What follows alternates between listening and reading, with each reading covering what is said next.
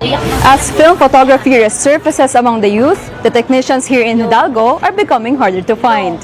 Grainy filled frames, faded tones, and soft imperfections. Film photography is back, capturing a new generation of creatives.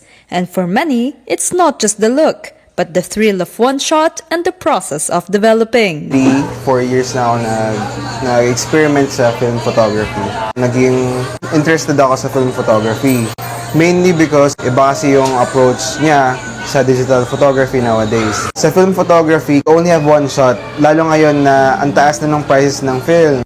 Nandun yung thinking na, naayos ko ba to? Yung composition ba neto? Yung lighting ba neto? And all. Yun. So, kapag dumadating yung develop na film, nandun yung excitement. Kasi andun na yung, yung pinaka-outcome ng film.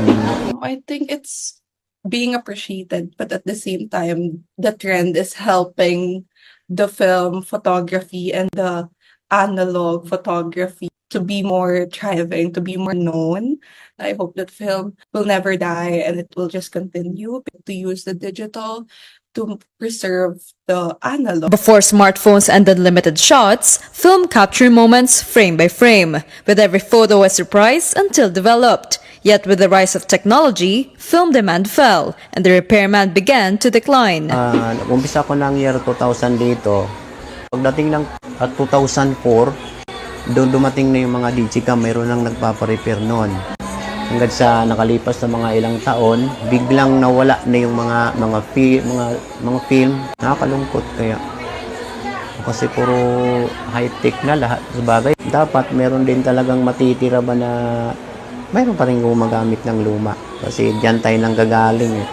Along Hidalgo Street, Mang Jun remains one of the few still repairing film cameras. Sinasabihan ko yung iba na cellphone ng iPhone talaga napakamahal, di ba?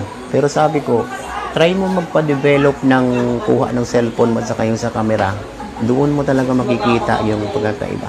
Alam po yung phone mo, ito, ang ganda nito. Pero kung di ka rin nakaranas talaga ng mga DPL, mga SLR, di ka pa rin talaga tatawagin na professional photographer. As more rediscover film, the future prepare rests on the youth, with Mang Jun hoping for the craft to continue before it completely fades. Kasi ako, di ko din alam kung ilang taon na lang din ako dito sa pagre-repair kasi may edad, 56 na ako. Lalo sa mata ko, medyo nahirapan na rin ako. Kaya sana naman, sunod na generation, makita ako ba na repair shop na andun, di film pala yung ginagawa. Pero sa palagay ko parang malabo nang mangyari siguro. Kasi alam mo naman ngayon, easy money na eh. Magre-repair ka ba nung pakahirap ka pa ng gusto, di ba? In the end, he emphasized, film repair is more than work, as it is history, encouraging today's youth to always look back where the trend began. Kapatid Mobile Journal, Daniel Dayaw, we